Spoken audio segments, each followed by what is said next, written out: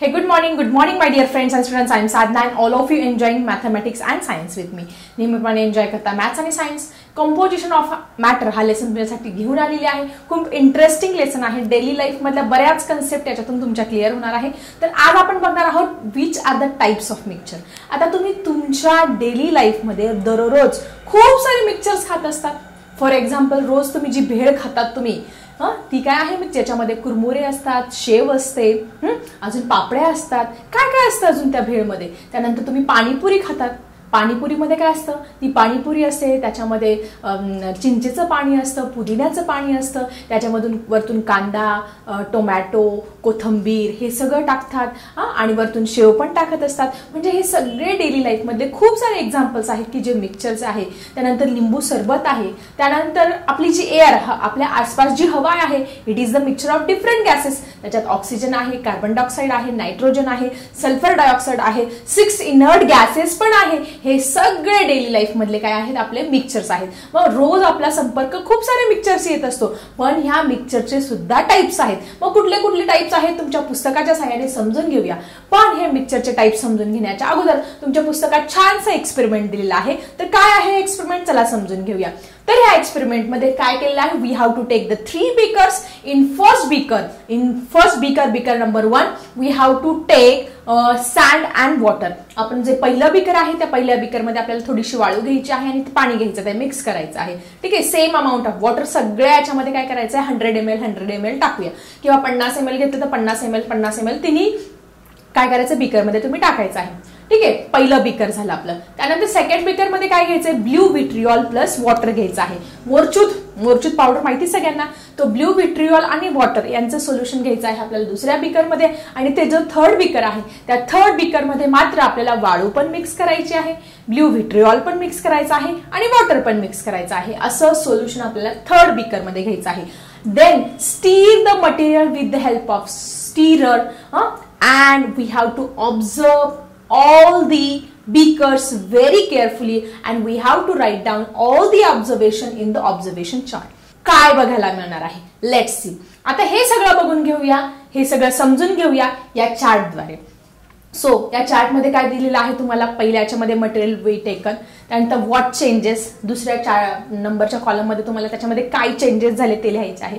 त्याच्यानंतर number of phases, किती phases तयार झालेले आहेत त्या लिहायचे आहे आणि कुठल्या टाईपचं मिक्सचर आहे हे तुम्हाला लास्ट कॉलम मध्ये लिहायचं आहे. तर पहिल्या बीकर मध्ये काय घेतलं होतं बाळांनो आपण, we have taking sand and water. आता obviously what happen, sand is heavier than water, that's why sand get settle at the bottom and water get float on it. Simple आहे. वाळू ही जड असते, ती काय असणार आहे, पाण्याच्या तळाशी जाणार आहे, पाणी वरती असणार आहे, हे आपल्याला क्लिअरली बघायला मिळणार आहे. मग इथे तुम्हाला 2 फेजेस बघायला मिळतील पाण्याच्या. एक खाली सेटल झालेली तुमची सँड बघायला मिळेल आणि वरती वॉटर बघायला मिळेल. Means how many phases we can see here, we can see here 2 phases. मग ह्या मिक्सचरला तुम्ही कुठल्या प्रकारचं मिक्सचर म्हणणार, you can call it as heterogeneous mixture. म्हणजे वाळू आणि पाणी एकमेकांमध्ये मिक्स झाले का रे बाळांनो, इथे नाही, they didn't get mix to each other. पाणी आणि वाळू मिक्स होऊ शकत नाही, झालेच नाही ते मिक्स, म्हणून त्या सोल्युशनला तुम्ही म्हणणार आहात हेट्रोजिनियस सोल्युशन. ज्यावेळेस ते एकमेकांमध्ये कम्प्लिटली मिक्स झाले असतं तर आपण त्याला होमोजिनियस म्हटलं असतं, परंतु ते मिक्स झाले नाही म्हणून ते काय आहे, heterogeneous solution. So this is the observation of first beaker. Now we have to see the second beaker. आता सेकंड बीकर मध्ये काय घेतलं आहे, ब्ल्यू विट्रिऑल प्लस वॉटर घेतलं आहे, म्हणजे मोरचूत आणि पाणी याचं मिक्सचर झालेलं आहे. So what is formed here, the blue color, blue vitriol, water is formed. म्हणजे इथे मोरचुदाचं पाणी निळ्या रंगाचं आपल्याला इथे तयार झालेलं दिसणार आहे. मग एकदम होमोजिनियस, एकदम निळ्या रंगाचं पाणी तुम्हाला दुसरी कुठली फेज पण दिसणार नाही. म्हणजे किती फेज तुम्हाला दिसणार आहे, ते सिंगल फेज, 1 फेज, पूर्ण निळ्या रंगाचं पाणी. जसं आपण शाई आहे ती पाण्यात टाकल्यानंतर ते कसं होमोजिनियस होत असतं, किंवा एखादा वॉटर कलर आहे तो वॉटर कलर पाण्यात टाकल्यानंतर ते कसं होमोजिनियस मिक्सचर होत असतं, किंवा मीठ आपण पाण्यामध्ये टाकल्यानंतर कसं होमोजिनियस मिक्सचर होत असतं, त्याच पद्धतीने हा जो ब्ल्यू विट्रिऑल आहे तो वॉटर मध्ये टाकल्यानंतर 1 फेज तुम्हाला दिसणार आहे and it is a homogeneous mixture. म्हणजे ते कम्प्लिटली एकमेकांमध्ये काय झाले आहे, मिक्स झालेले आहे. So that's why it is a homogeneous mixture. त्यानंतर आपण जाऊया थर्ड बीकर कडे. आता थर्ड बीकर मध्ये काय केलं आपण, blue vitriol plus sand plus water. So what happened here? Sand gets settled at the bottom and there is a formation of blue color, blue vitriol water. ठीक आहे, इथे तुम्हाला जी वाळू आहे ती खाली सेटल झालेली दिसेल आणि निळ्या रंगाचं पाणी सुद्धा दिसेल. म्हणजे किती फेजेस दिसणार आहे तुम्हाला? निळ्या रंगाचं पाणी एक आणि खाली सेटल झालेली वाळू. So in this way you get the 2 phases, 2 phases आपल्याला इथे बघायला मिळणार आहे. आणि कुठलं सोल्युशन म्हणणार ते? कम्प्लिटली वाळू त्या निळ्या रंगाच्या पाण्यामध्ये कम्प्लिटली मिक्स झाली का रे बाळांनो? No. So this is called as the heterogeneous solution. So अशा पद्धतीने आपण हा जो एक्सपेरिमेंट आहे तो समजून घेतलेला आहे. आणि ह्या ऑब्झर्वेशन वरून तुम्हाला काय समजलं?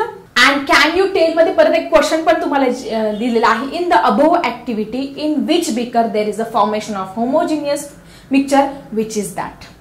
या दोन्ही ऍक्टिव्हिटी, या तिन्ही बीकर मध्ये होमोजिनियस मिक्सचर कशामध्ये तयार झालं?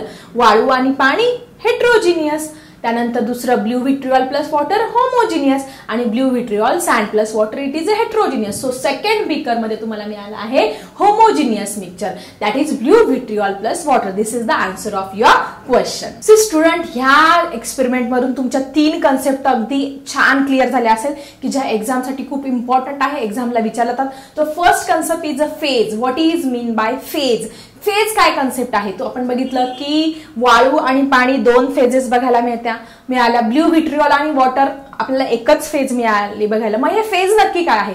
So what is phase? Here is the definition of phase. The part of matter with uniform composition is called as a phase. मॅटरचा असा पार्ट किंवा एकसारखी संघटन असलेल्या द्रव्याचा जो भाग आहे त्याला काय म्हणतो आपण? फेज म्हणत असतो. मग आता आपण साधा डेली लाईफ मधलं एक्झाम्पल घेऊया. Salt and water gate mix. काय होणार आहे? एक ते मीठ जे आहे ते पाण्यामध्ये कम्प्लिटली मिक्स होणार आहे, त्याच्यामुळे आपल्याला तिथे सिंगल फेज दिसणार आहे. Then sugar and water also single phase. पण तेच तुम्ही त्या पाण्यामध्ये तुम्ही ऑइल मिक्स करा बरं, तुम्हाला 2 फेजेस दिसतील. ते ऑइल जे आहे ते पाण्यावरती तरंगलेलं दिसेल आणि तुमचं जे वॉटर आहे ते वॉटर काय आहे ते खाली दिसणार आहे. याच्यामध्ये दिसणार आहे तुम्हाला 2 phases. So these are the 2 phase. So phase काय आहे ही कन्सेप्ट आय थिंक तुमची क्लिअर झाली आहे. So next concept is homogeneous mixture. Homogeneous mixture म्हणजे काय? डेफिनेशन जर विचारले तर अशा पद्धतीने लिहा. When all the components of mixture form one phase, form a single phase is called as a homogeneous mixture. For example blue vitriol and water आपण जे दुसऱ्या बीकर मध्ये बघितलं त्यांची काय झाली? एकच फेज तयार झाली, म्हणून त्याला आपण homogeneous mixture. For example salt and water एकच फेज तयार होते. शुगर अँड वॉटर एकच फेज तयार होते. किंवा आपण तुरटी जी आहे ती तुरटी पाण्यामध्ये मिसळली तर काय होणार आहे? तुमचं एकच फेज तयार होणार आहे. That is called as the homogeneous mixture. So I think homogeneous mixture काय आहे ही कन्सेप्ट तुमची इथे क्लिअर झाली असेल. And the next concept is heterogeneous mixture. आता हेट्रोजिनियस त्याच्या कम्प्लिटली अपोजिट असणार आहे, ज्याच्यामध्ये 2 किंवा त्यापेक्षा अधिक फेजेस तयार होतात त्याला आपण हेट्रोजिनियस मिक्सचर म्हणणार आहोत. So what is definition? When the component of a mixture forms distributed into 2 or more than 2 phases, that is called as the heterogeneous mixture. For example, we see the example of sand and water. We forms here 2 phases. For example, oil and water, it forms 2 phases. किंवा कधी कधी जे mining करत असताना, खाणकाम करत असताना त्याच्यामध्ये जे क्रूड ऑइल मिळत असतं त्या क्रूड ऑइल मध्ये तुमचं पेट्रोलही असतं, डिझेल पण असतं, टार असतं, खूप सारे लिक्विड्स काय असतात एकमेकांमध्ये थरावरती थर असतात. मग त्याच्यामध्ये मोर दॅन 2 फेजेस असतात. So that is also example of heterogeneous mixture. So I think तुम्हाला इथे फेज काय आहे, होमोजिनियस मिक्सचर काय आहे आणि हेट्रोजिनियस मिक्सचर काय आहे ही कन्सेप्ट अगदी छानपैकी क्लिअर झाली असेल. सो स्टुडंट, ऑलवेज रिमेंबर मध्ये काही इम्पॉर्टंट पॉइंट्स दिलेले आहेत. आता ह्याच्यामध्ये सॉलिड, लिक्विड आणि गॅसेस हे एकमेकांच्या फेजेस मध्ये कसे असतात चला समजून घेऊया. देन सॉलिड, आता सॉलिड समजून घेऊया. all the particles of solid that stay together is called as a single phase. एखादं मेटल आहे, एलॉय आहे, ब्रास आहे, कशापासून बनलेलं आहे तुमचं? कॉपर आणि झिंक पासून बनलेलं आहे. काय आहे? सिंगल फेज आहे. म्हणजे सिंगल फेज सॉलिड मध्ये काय आहे तुम्हाला दिसते? सिंगल फेज बघायला मिळते. त्यानंतर आपण बघूया लिक्विडच्या बाबतीत. The liquid with all the soluble substance which is dissolve in it forms a single phase. म्हणजे लिक्विड घेतलं त्याच्यामध्ये जे जे पदार्थ विरघळतात त्या विरघळल्यामुळे त्याची सिंगल फेज तयार होत असते. For example salt and water, तर डेली लाईफ मधलं मीठ कम्प्लिटली त्या पाण्यामध्ये विरघळतं त्याच्यामुळे आपल्याला सिंगल फेजच दिसते. साखर पण त्या पाण्यामध्ये मिसळते, सिंगल फेज दिसते. ॲलम पण त्या पाण्यामध्ये मिसळते, forms a single phase. Blue vitriol plus water forms a single phase. त्यानंतर अजून लिक्विडचं एक एक्झाम्पल आहे. The liquid present in the same container but other liquid do not get mixed in that liquid forms a two phases. For example, oil and water घेतलं, petrol and water घेतलं, याच्यामध्ये petrol जे आहे ते त्याची density कमी असल्यामुळे ते वरती फ्लोट होतं आणि पाणी खाली राहतं. म्हणजे इथे आपल्याला दोन फेजेस बघायला मिळतात. म्हणजे ते कम्प्लिटली मिसिबल नाही, ते एकमेकांमध्ये कम्प्लिटली डिझॉल्व्ह होत नाही. इथे लिक्विडच्या बाबतीत आपल्याला सिंगल फेज पण पाहायला मिळते, एक फेज मध्ये पण बघायला मिळते आणि लिक्विडच्या बाबतीत तुम्हाला टू फेजेस सुद्धा बघायला मिळतात. आणि गॅसेसचं तर एक्झाम्पल तुम्हाला सगळ्यांना माहिती आहे, that is air is the best example of gases. That is, air contains carbon dioxide, water, oxygen, water vapor, different inert gases. So all these are the most important interesting point of this lesson. So I think या lesson मध्ये तुम्हाला phase काय आहे, homogeneous mixture काय आहे, हेटेरोजिनियस mixture काय आहे आणि काही जे पॉइंट आहे महत्त्वाचे ते क्लिअर झाले असेल. सो कसा वाटला आजचा व्हिडिओ जरा कमेंट बॉक्स मध्ये लिहायला विसरू नका. चला भेटूया अशाच इंटरेस्टिंग टॉपिकसह नेक्स्ट व्हिडिओ मध्ये. आता मी थांबते. Bye everyone.